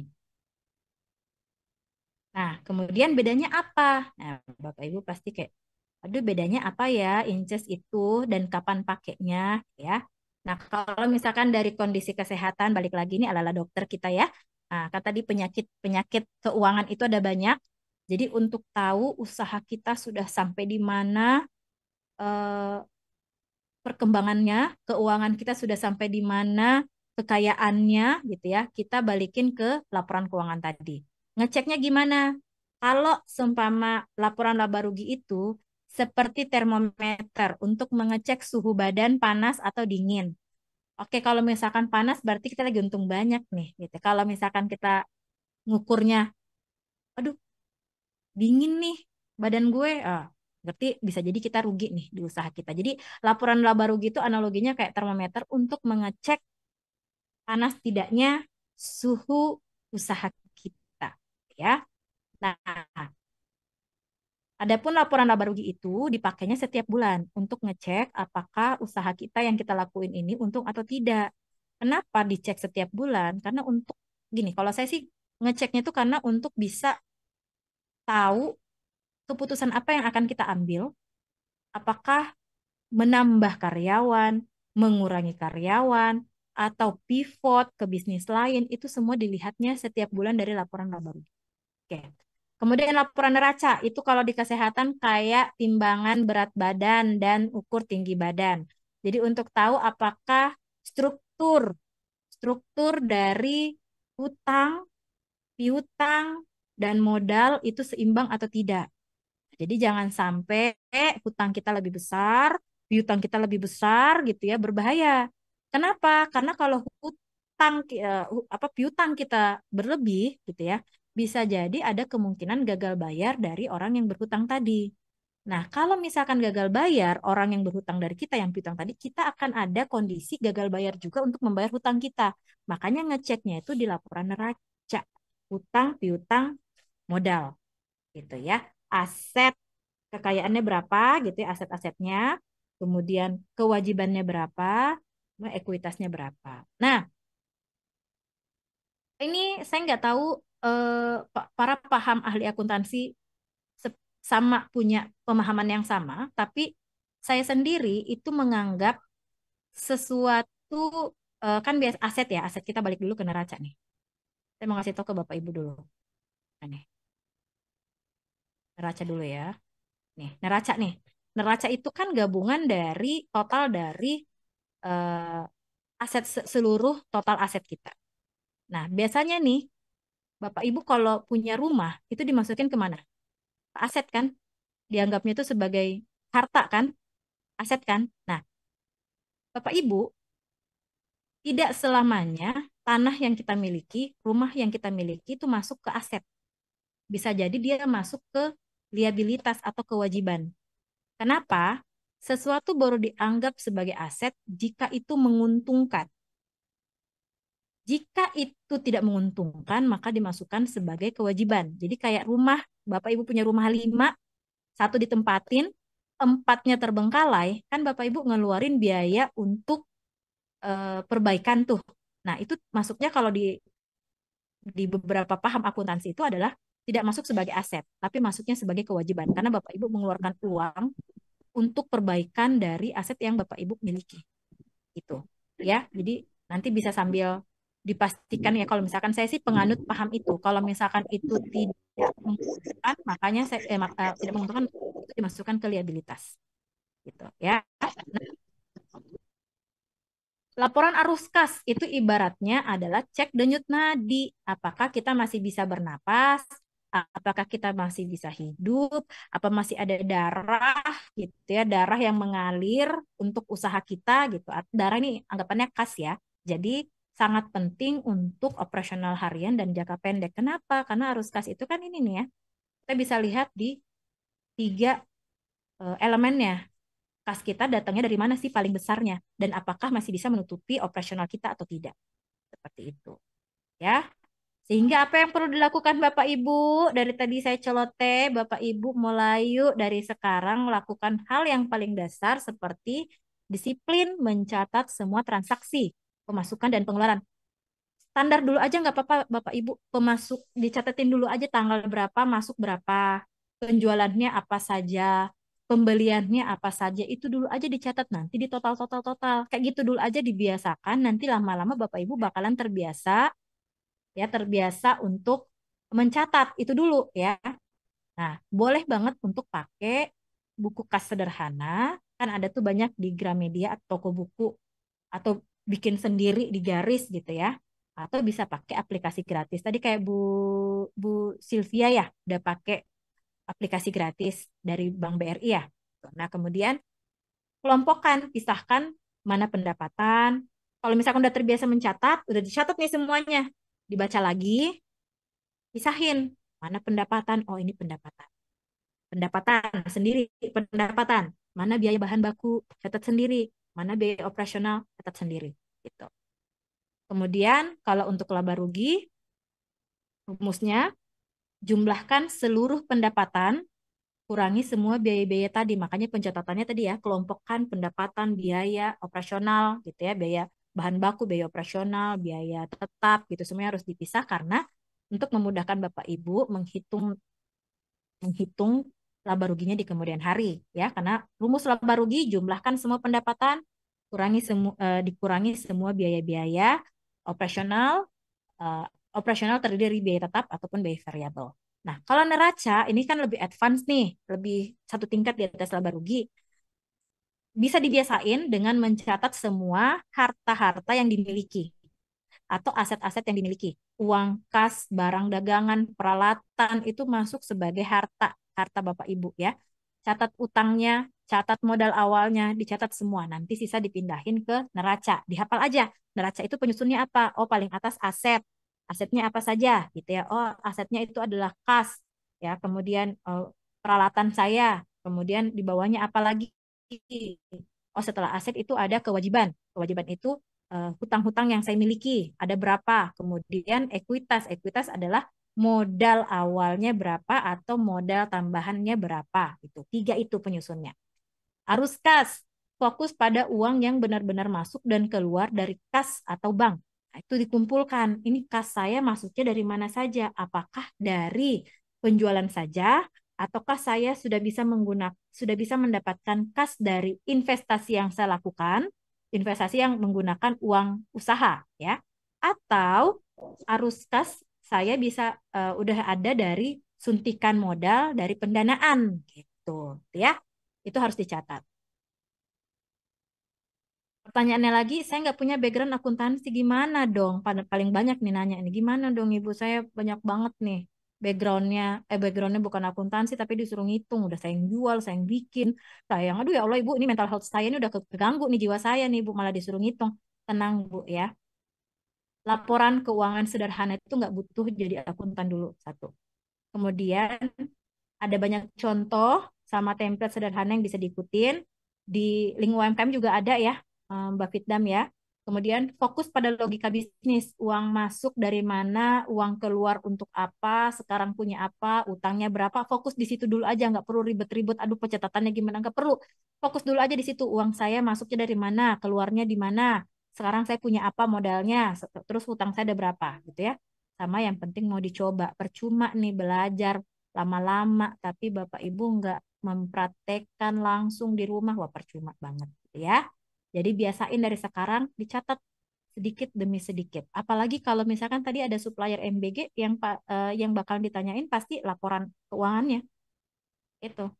Kenapa? Karena mereka harus memastikan bahwa supplier yang akan diajak bekerja sama itu kredibel dan memang bisa bertahan. Karena kan biasanya kalau kementerian itu pakai termin pembayaran. Nah, mereka bisa lihat nih apakah saya berikan kepercayaan ini memang ada uangnya nggak nih suppliernya. Jangan sampai dikasih kepercayaan tapi suppliernya nggak punya duit. Nah, di mana mereka tahu? Dari laporan keuangan Bapak Ibu. Jadi dibikin yang benar ya, dibiasakan. Gitu. Oke, jadi mulailah mencatat transaksi usaha Bapak Ibu mulai sekarang. Coba buat laporan laba ruginya untuk bulan ini dan jangan pernah takut salah, yang penting berani coba aja. Ya. Oke, mungkin itu dari saya. Terima kasih. Semoga bermanfaat, harus bermanfaat ya, harus bermanfaat. Ini saya sambil buka-buka pertanyaan dari teman-teman. Ada banyak ternyata ya. Banyak sekali Mbak Ismita. Boleh kita langsung ke sesi diskusi dan tanya jawab karena tadi juga beberapa pertanyaan udah masuk dari Ibu Riris sampai konsultasi itu harusnya kita dikasih tahu cara ngitungnya dan lain sebagainya. Dan selama Mbak Ismita menjelaskan juga Bapak Ibu Sobat Link UMKM sangat aktif bertanya karena di sini ada 200 orang mata memandang ya di depan sini kalau bahasa live di TikTok 200 orang mata memandang di sini dan sudah masuk banyak Ya. sekali pertanyaan. Kami izinkan kepada Bapak Ibu yang ingin bertanya secara langsung kepada Mbak Ismita terlebih dahulu. Di sini ada Ibu Cynthia Cempaka Dewi. Silahkan jika ada yang ingin Ya, selamat siang. Ya, terima kasih. Ibu, saya ingin menanyakan ya, Bu, di sini untuk perhitungan keuntungan. Jadi setelah itu kan tadi apa HPP ya, Bu ya, setelah semuanya. Kemudian apakah ada perbedaan, Bu, misalkan untuk keuntungan fashion dan mungkin makanan dan minuman, dan kemudian untuk cara perhitungannya bagaimana, Bu, yang umumnya? Terima kasih. Oke. Ini tadi Bu siapa? Ibu Cynthia Cynthia. Kana. Bu Cynthia. Bu Cynthia, untuk perhitungan HPP ya itu tuh dibedakan per item. Jadi nggak boleh dicampur. Campur. Jadi kalau fashion dihitung sendiri, makanan dihitung sendiri, nggak boleh digabung ya satu. Karena memang bahan bakunya aja beda ya. Nah itu tuh, ini aku mau kasih tahu dulu sama Bapak Ibu. Bentar. Siapa tahu bisa jadi tambahan ilmu. Saya itu sampai sekarang pun, kan kita masih harus selalu upgrade ilmu ya. Saya tuh belajarnya di buku ini dan tadi pertanyaan Mbak, siapa tadi? Mbak Risa ya? Ya. Mbak Cynthia. Cynthia, maaf Mbak Cynthia. Mbak Cynthia, itu tuh ada istilahnya di keuangan untuk menghitung menghitung eh, multiple product. Nah, multiple product itu dibuatin paling gampangnya kalau Mbak Cynthia ini pakai tabel, Mbak. Pakai tabel. Itu ada di buku ini di halaman 70 kalau misalkan Mbak Cynthia ini, tapi saya jelasin aja. Untuk multiple product itu dihitungnya masing-masing dan terpisah ya. Tapi untuk satu jenis usaha. Jadi contoh fashion. Fashionnya itu jual baju, jual jilbab, jual sepatu, itu kan fashion, ya kan? Nah, itu namanya multiple product. Kalau jenis kategorinya berbeda, itu berbeda semua. Beda laporan keuangan. Gitu. Jadi kalau, Mbak, tapi saya palu gada gitu. Palu gada itu nggak enaknya. Kalau sektor makanan, bikinkan laporan keuangan makanan. Kalau fashion, bikinkan laporan keuangan fashion sendiri. Tapi kalau misalkan itu Mbak cuman jualan, maksudnya jualannya itu masih satu sektor yang sama gitu ya, kayak fashion aja cuman beda jilbab, kaos kaki, baju, celana gitu, itu masih satu laporan yang sama, hanya saja nanti dipisahkan perhitungan HPP-nya masing-masing gitu, nggak disamain. Itu Mbak Cynthia. Menjawab nggak? Terjawab. Tapi untuk perhitungan keuntungannya gimana ya, Bu? Keuntungan untuk kita. Seperti itu, Bu. Keuntungan pribadi. Iya, betul. Artinya keuntungan untuk usaha kita lah seperti itu, Bu. Nah, itu umumnya berapa persen dari totali semuanya yang kita ambil gitu. Karena kan pastinya berbeda-beda ya, Bu, untuk handphone sendiri, kemudian untuk makanan sendiri. Nah, ini normalnya berapa persen? Karena saya pernah dengar kalau untuk keuntungan catering ya, Bu, itu 20% dari HPP. Itu apakah benar atau saya nggak tahu. Cuman saya pernah baca sih seperti itu, Bu. Terima kasih. Ya, saya juga sudah sampaikan juga kalau misalkan memang untuk ngambil margin keuntungan paling minim memang 20%. Ini benar yang Mbak baca itu. Kita juga para para ahli keuangan juga menyepakati bahwa untuk standar pengambilan margin keuntungan itu ambilnya di 20%. Nah, untuk mau berapa banyak maksimalnya ya tadi tergantung kekuatan brand dari Mbak Cynthia. That's why kita belajarnya kan bukan cuma keuangan ya, tapi kita belajarnya dari branding, marketing, sumber daya gitu. Kita pelajarin semua karena hal itu yang merangkum berapa sih nanti harga pasaran kita gitu. Ya, makanya kan benar-benar itu Mbak Baik, terima Cynthia. kasih, Ibu. Mbak, semoga membantu Terima menjawab kasih ya. Mbak Cynthia. Ini masih ada banyak pertanyaan dari Ibu Siti Nurul Hidayati. Boleh kita kasih kesempatan bertanya langsung. Jika bisa on cam, boleh on cam Ibu. Halo Bu Halo Siti. Bu Siti. Halo. Nah, Nah, ya Ibu Siti. ini kami perusahaan Aneka Keripik sudah melakukan pembukuan secara sederhana. Kalau dihitung-hitung, setiap bulannya itu memang ada untung, tapi belum bisa menutup kebutuhan. Nah, otomatis untuk menutup kebutuhan itu kita ambilkan dari modal. Nah, itu solusinya gimana? Semisal apa harus menaikkan harga untuk menutup kebutuhan atau harus cari sumber dari yang lain? Itu artinya kalau kalau modal masuk ke kebutuhan berkurang itu artinya perusahaan berkembang apa tidak? Terima kasih. Makasih Bu Siti. Bu Siti, jangan di ini dulu. Saya mau tanya Bu. Ini untung tapi nggak bisa menutup kebutuhan tuh kayak gimana Bu? Untung itu di sini Nah, itu dalam satu bulan itu kan eh, antara antara pendapatan labanya itu dari modalnya itu misalnya untung 5 juta misalnya ya, tapi kebutuhan kita 7 juta, otomatis yang 2 juta kan ngambil dari sirkulasi keuangan perusahaan misalnya mengurangi modal gitu. bentar, kebutuhannya ini dipakai buat apa? Kebutuhan sehari-hari.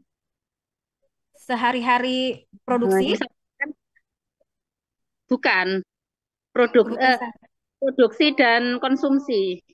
Sehari-hari untuk rumah tangganya, Mbak. sehari-hari untuk Iya, rumah tangga Bu. iya, Iya, iya. Astagfirullah Bu Siti. Tidak boleh digabung Bu. Ya Allah istighfar Bu. Ini tidak boleh digabung. Jadi Maka memang belum terpisah. satu kan. Iya, masih menghitung untung rugi saja, tapi belum bisa memisah. Ibu begini Bu. Kalau Bu Siti dari awal aja keuangannya tidak dipisah, pribadi sama bisnis, untuk menghitung labanya memang akan bias, Bu. Dan itu kalau misalkan eh, apa ya, bias itu artinya abu-abu, abu-abu. Padahal dalam keuangan itu Bu, nggak ada abu-abu. Kalau putih-putih, hitam-hitam. Nah, kalau sampai Ibu masih abu-abu, artinya ada pencampuran yang harusnya tidak dilakukan. Pencampuran seperti tadi, kebutuhan pribadi Ibu jangan diambil dari modal usahanya. Nah, jadi mungkin sebenarnya usahanya sudah untung, Ya, tapi kalau Ibu tidak memasukkan gaji untuk Ibu, gaji untuk diri sendiri nih dan karyawan lainnya mungkin gaji Ibu sebagai pemilik mungkin tidak dimasukkan sehingga kalau karyawan dimasukkan, tapi kalau tenaga sendiri belum. kan dimasukin Ibu. Jadi nanti kalau misalkan ada untung, Ibu langsung keluarin untuk gaji diri sendiri dari untungnya itu. Setelahnya untung dari usahanya jangan dipakai untuk kehidupan sehari-hari. Begitu Ibu. Kalau misalkan tadi saya pakai analogi itu mana tuh? Saya share dulu materinya nih, bentar. Saya ulang. Nah, bener kan nih Pitdam itu materinya tuh tak tulis beneran karena banyak kondisi ini di lapangan nih kayak Bu Siti ya, nih Bu Siti nih. Tak inin dulu. Nih Bu, ini Bu. Nih Bu, didengar ya Bu Siti ya. Nih, Ya. mana tadi? Salah. Bentar. Nih Bu.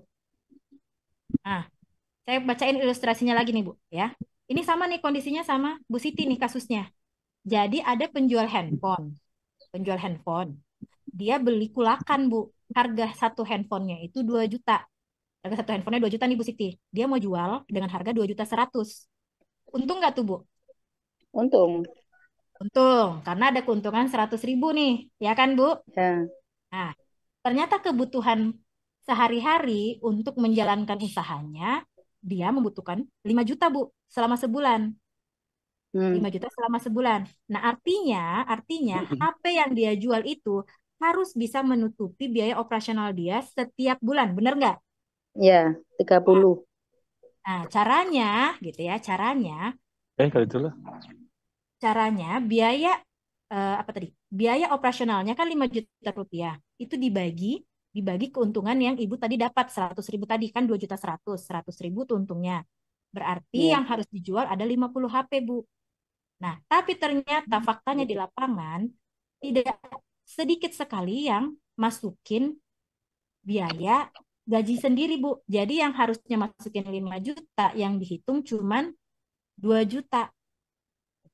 Yang harusnya dimasukin 5 juta. Kenapa masukin 5 juta? Karena 2 jutanya biaya variabel, biaya menjalankan usaha, 3 jutanya gaji sendiri. Nah, ini Bu Siti, ini sama nih kayak Bu Siti nih.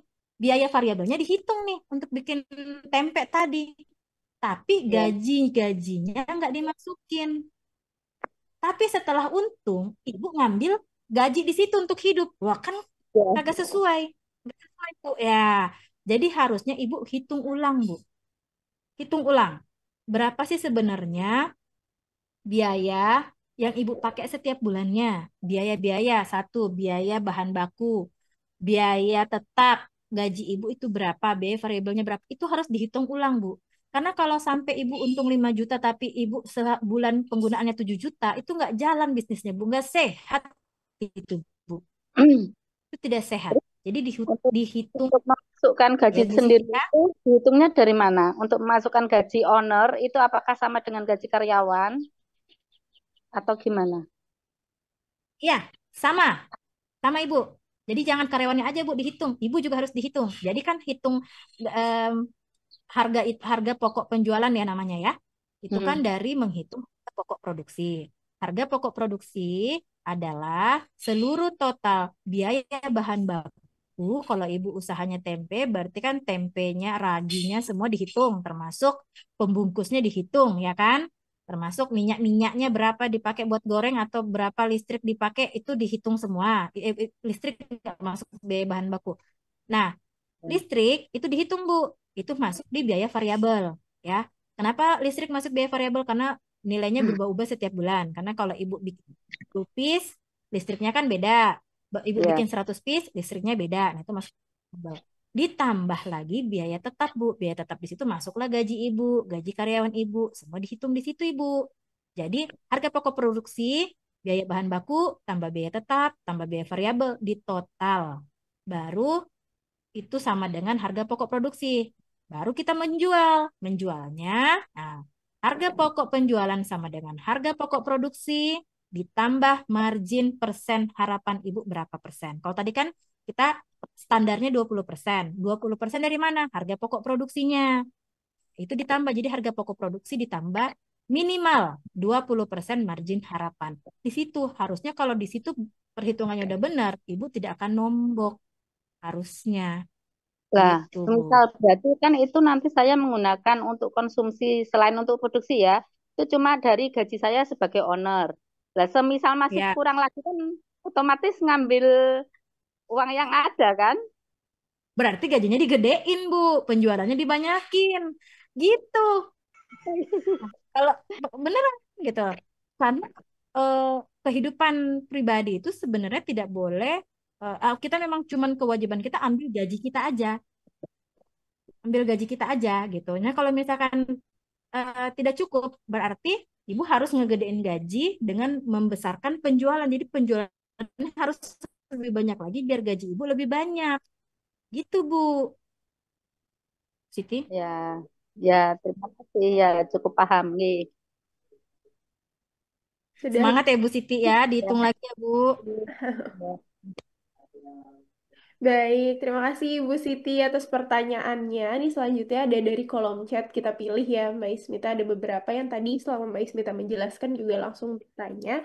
Yang relevan contohnya dari Ibu Yuliana.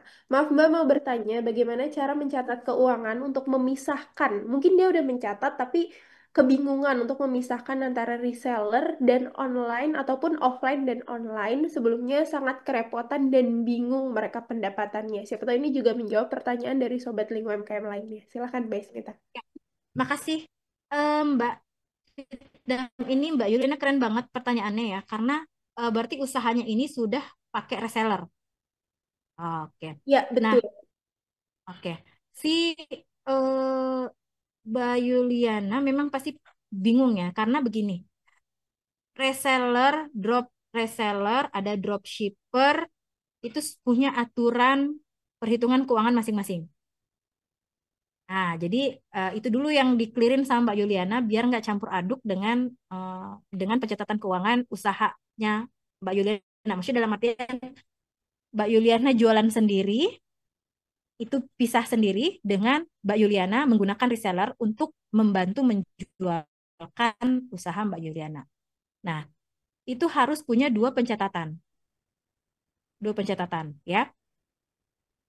Dua pencatatan, tapi pada akhirnya nanti masuknya ke laba rugi, itu di laporan laba rugi, itu pendapatan nanti akan masuk pendapatan dari penjualan dan pendapatan dari reseller. Makanya dibedakan pencatatan keuangannya. Resellernya ini dia kasih berapa, nah nanti di total, nah penjualan dari Mbak Yuliana nanti di total sendiri. Nanti di laba rugi dimasukin pendapatan atas penjualan. Berapa? Pendapatan atas reseller total. Seperti itu di laporan laba ruginya. Kalau misalkan pertanyaannya itu, ya.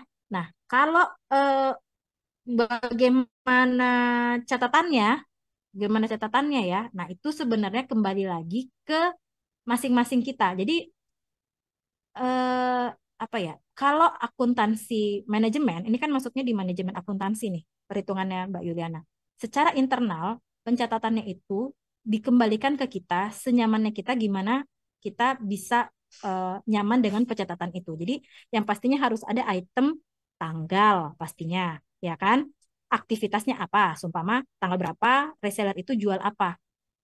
Tapi dia harus harus sendiri, berdiri sendiri pencatatannya. Itu pendapatan atas reseller namanya.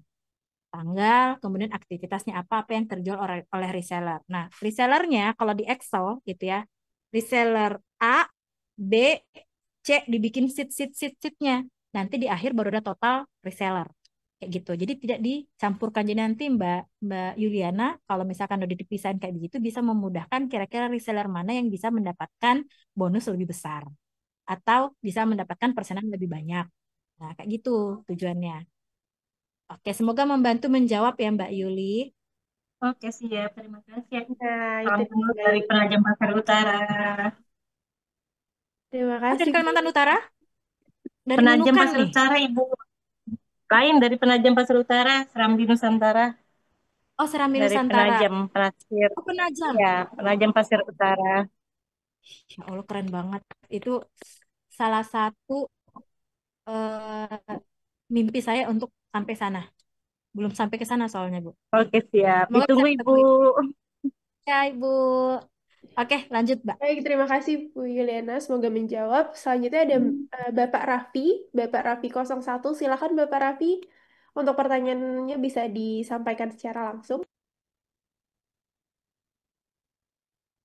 Atau udah terjawab nih Bapak Raffi? Tadi hands up soalnya dia. Oke, ada lagi yang ingin bertanya secara langsung Bapak Ibu Sobat Link UMKM. Di sini kita coba pertanyaan dari kolom chat terlebih dahulu. Ada Bapak Aryadi Zana Brownies NCO Lampung Selatan. Saya kan belum lama usaha. Terus lagi mencoba pembukuan pencatatan sederhana. Uang yang saya gunakan dari hasil tersebut, misal setelah dikurangi modal, nah keuntungan saya bagi 4. Kira-kira bagaimana cara membagi keuntungan tersebut?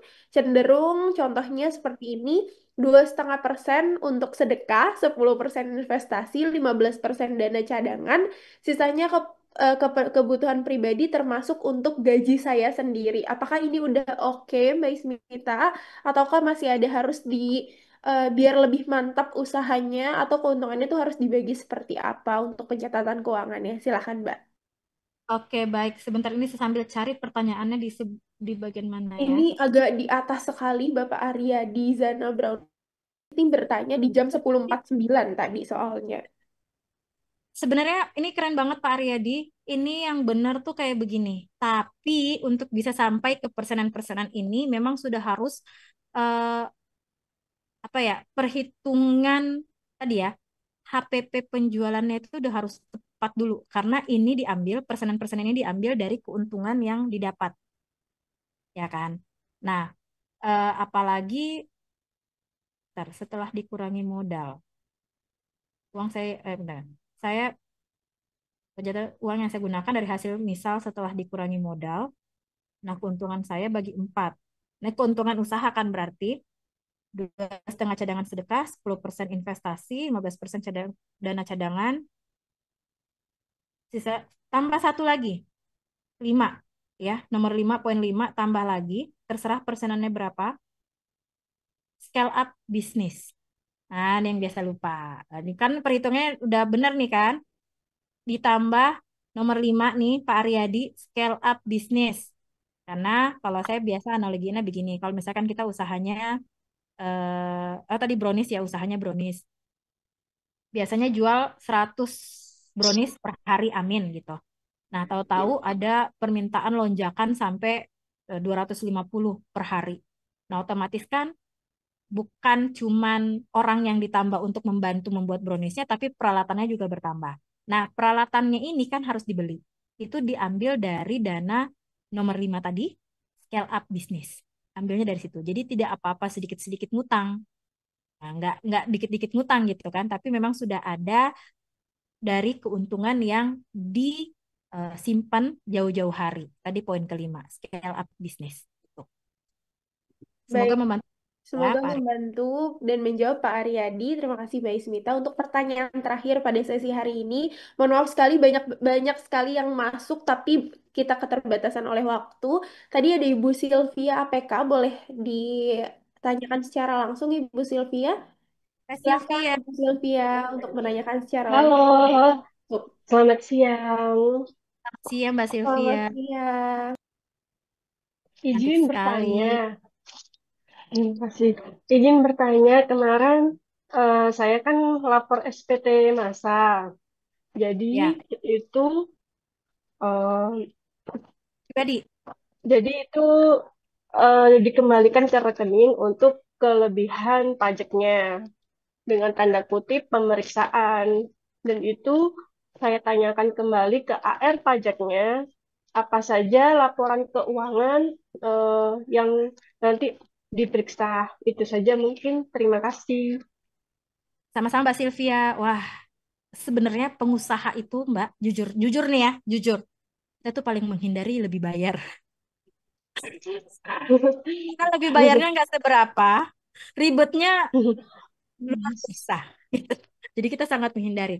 Laporan keuangan yang dibutuhkan cuma laba rugi Mbak. Kalau pajak itu dia pakainya laba rugi aja. Dia Oke, cuma mau oke. lihat penetapan pajaknya dari laba. Penetapan laba. Makanya kalau misalkan ini tadi ya penentuan labanya itu memang perhitungan penentuan labanya memang harus benar-benar dihitung dari biaya-biaya. Jadi jangan sampai kegedean. Kalau kegedean kan pajaknya kan lebih besar. Jadi dihitung dicek dulu sebelum disetor ke orang pajaknya, disetor dulu biaya-biaya dari jadi kan laporan laba rugi itu pendapatan dikurangin biaya-biaya. Biayanya harus pastikan lagi Mbak. Jadi jangan sampai labanya kegedean. Karena Jangan sampai labanya kegedean. iya sih kalau labanya ini nggak ngajarin salah ya pemirsa yang budiman. Tapi biasanya kita salah ngitung laba nih. Iya kan? Kita salah ngitung laba karena kita salah ngitung biaya gitu. Salah ngitung biaya kan ngaruhnya di laba. Jadi kalau contoh gini, biaya kita tuh yang kita pakai sebulan 10 juta. Tapi yang kita dapat cuma 8 juta. Nah, pendapatan kita seumpama 20 juta, pendapatan 20 juta. Biaya yang kita pakai sebenarnya 10 juta, tapi kan kita hitung jadinya 8 juta. Nah, itu kan dikurang 20 kurang 8 berapa? 12 juta. Labanya 12 kan. Nah, itu yang ditetapin pajak. Padahal harusnya yang dihitungnya adalah 20 kurang 10. 10 juta. Harusnya 10 juta tuh yang ditetapin pajak. Tapi salah ngitung biaya, jadinya lebih besar pajak yang kita bayarkan. Jadi boncos di kita.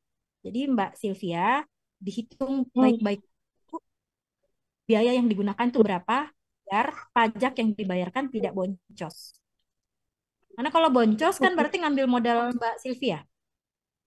Betul. Kalau laporan yang dipakai cuma laba rugi. Kalau dia minta aneh-aneh, laporkan. Siap. Aja soal. Baik. Iya. Terima Dia nggak kasih. perlu tahu berapa. Ya sama-sama Mbak Sylvia.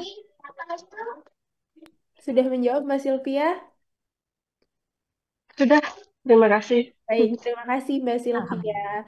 Baiklah, itu dia pertanyaan terakhir yang bisa kita bacakan di sini. Tapi Sobat Link UMKM jangan khawatir karena Mbak Inces atau Mbak Ismita akan ada di coaching klinik Link UMKM. Jangan lupa untuk masuk ke Link UMKM. Kemudian tadi banyak banget yang menanyakan materi hari ini. Materi hari ini akan disampaikan juga di modul hard kompetensi Link UMKM. Dan jangan lupa akan ada Mbak Ismita di 3 modul soft kompetensi Link UMKM. Dimulai dari mengenal laporan keuangan 01 dan laporan keuangan 02. Jadi hari ini itu adalah bagian kecil dari materi yang disampaikan Mbak Ismita. Lengkapnya video, modul, kemudian materi yang tadi disampaikan akan ada di link UMKM. Panduannya seperti apa? Panduannya Bapak Ibu bisa dapatkan di grup webinar link UMKM. Jadi jangan leave setelah acara ini berlangsung atau acara ini selesai. Bapak Ibu, sebelum menutup, kita kasih dulu nih Mbak Ismita closing statement yang merangkum semua materi dan pertanyaan hari ini. Silahkan Mbak Ismita untuk UMKM bisa bisnisnya terdepan dimulai dari catatan keuangan. Silahkan. Baik, Bapak Ibu, jangan takut lagi mulai hari ini untuk memperbaiki laporan keuangannya karena untuk setiap usaha yang besar itu dimulai dari hal kecil yang kita lakukan. Hal kecil yang kita lakukan itu bermula dari pencatatan keuangan sederhana. Jadi kalau mau sesuatu yang besar, yuk kita mulai dari hal kecil yang kita pelajari hari ini. Mulai sekarang dicatat hal-hal sekecil apapun, dituliskan, dimasukkan ke pencatatannya agar kita bisa berkembang di kemudian hari. ya dan bertumbuh. Teruslah bertumbuh teman-teman. Terima kasih. Terima kasih Mbak Ismita, terus bertumbuh karena hal kecil itu akan menjadi besar jika kita konsisten dan komitmen ya Mbak Ismita. Terima kasih sekali lagi atas wawasan dan insight-insight yang diberikan terkait dengan laporan keuangan.